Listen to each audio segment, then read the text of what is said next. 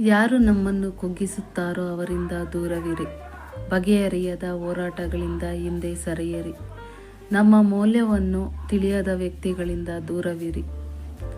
ಎಲ್ಲದಕ್ಕಿಂತ ಹೆಚ್ಚಾಗಿ ನಮ್ಮ ಆತ್ಮ ಮತ್ತು ಆರೋಗ್ಯಕ್ಕೆ ಒಳ್ಳೆಯದಲ್ಲದ ವಿಷಕಾರಿ ವ್ಯಕ್ತಿಗಳಿಂದ ದೂರವಿರಿ.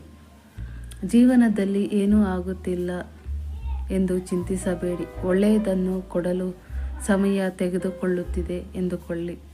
ನಮ್ಮನ್ನು ಇಷ್ಟಪಡದವರ ಬಗ್ಗೆ ನಾವು ಚಿಂತಿಸಿ ಸಮಯ ವ್ಯರ್ಥ ಮಾಡಬೇಡಿ. ನಿಮ್ಮನ್ನು ಇಷ್ಟಪಡುವವರ ಜೊತೆ ಸಂತೋಷವಾಗಿರಿ. ಅವರು ಮಾತ್ರ ನಿಮ್ಮ ಜೀವನದಲ್ಲಿ ಇರಲು ಯೋಗ್ಯರು. ಪರಿಸ್ಥಿತಿ ಯಾವುದೇ ಇರಲಿ, ನೀವು ಆಡಿದ ಮಾತುಗಳಿಗೆ ಬದ್ಧವಾಗಿರಿ.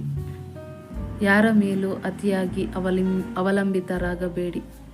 ಏಕೆಂದರೆ ಕತ್ತಲಲ್ಲಿದ್ದಾಗ ನಮ್ಮ ನೆರಳು ಸಹ ನಮ್ಮ ಜೊತೆಗಿರುವುದಿಲ್ಲ. ಯಾರು ನಮ್ಮ ಮೌನವನ್ನು ಅರ್ಥ ಮಾಡಿಕೊಳ್ಳುವುದಿಲ್ಲವೋ ಅವರು ನಮ್ಮ ಮಾತುಗಳನ್ನು ಅರ್ಥ ಮಾಡಿಕೊಳ್ಳುವುದಿಲ್ಲ. ಸ್ನೇಹ ಮತ್ತು ಸಂಬಂಧಗಳನ್ನು ಬೇಡಿಕೊಳ್ಳಬೇಡಿ. ಅವರಿಂದಲೂ ಅದೇ ಪ್ರಯತ್ನ ಇಲ್ಲದಿದ್ದಾಗ ಅಂತಹ ಸಂಬಂಧಗಳಿಂದ ದೂರವಿರಿ. ಮೌನ ಎನ್ನುವುದು ದೌರ್ಬಲ್ಯವಲ್ಲ, ಅದು ಪ್ರತೀಕಾರದ ಮೊದಲ ಹೆಜ್ಜೆ. ಯಾರು ಅವರ ತಪ್ಪುಗಳನ್ನು ಒಪ್ಪಿಕೊಳ್ಳುವುದಿಲ್ಲವೋ ಅಂತಹ ವ್ಯಕ್ತಿಗಳಿಂದ ದೂರವಿರಿ. ಯಾರು ಯಾವಾಗಲೂ ಬೇರೆಯವರ ಮೇಲೆ ತಪ್ಪುಗಳನ್ನು ಹೊರಿಸಲು ಪ್ರಯತ್ನಿಸುತ್ತಾರೋ ಅಂತಹವರಿಂದಲೂ ದೂರವಿರಿ. ನಮ್ಮ ಜೀವನ ಸಂತೋಷವಾಗಿರಬೇಕೆಂದರೆ ನಕಾರಾತ್ಮಕ ಭಾವನೆ, ಅಸೂಯೆ, ಅತೃಪ್ತಿಗಳಿಂದ ದೂರವಾಗಿರಿ. ಉಪ್ಪಿನಂತೆ ನಮ್ಮ ವ್ಯಕ್ತಿತ್ವ ಅಸಾಧಾರಣವಾಗಿರಬೇಕು. ಅದರ ಹಾಜರಿ ನಮಗೆ ಯಾವುದೇ ಅನುಭವ ನೀಡುವುದಿಲ್ಲ. ಆದರೆ ಅದು ಇಲ್ಲದಿದ್ದರೆ ಎಲ್ಲವೂ ರುಚಿ ಇಲ್ಲದಂತೆ.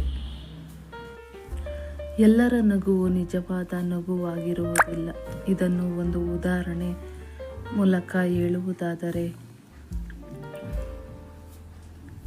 ಮಳೆ ನಿಂತಾಗ ಕೊಡೆಯು ನಮಗೆ ಭಾರವಾಗಿ ಬಿಡುತ್ತದೆ. ಹಾಗೆ ನಮ್ಮ ಅವಶ್ಯಕತೆ ಮುಗಿದ ಮೇಲೆ ಅವರ ನಿಷ್ಠೆಯು ಕೊನೆಯಾಗುತ್ತದೆ. ಯಾರ ಮೇಲೂ ಅತಿಯಾದ ಪ್ರೀತಿ, ವಾತ್ಸಲ್ಯ, ಕಾಳಜಿಯನ್ನು ತೋರಿಸಬೇಡಿ. ಏಕೆಂದರೆ ಯಾವುದೇ ಖರ್ಚಿಲ್ಲದೆ ಸಿಗುವುದನ್ನು ಕಡೆಗಣಿಸುವುದು ಮನುಷ್ಯನ ಗುಣವಾಗಿದೆ.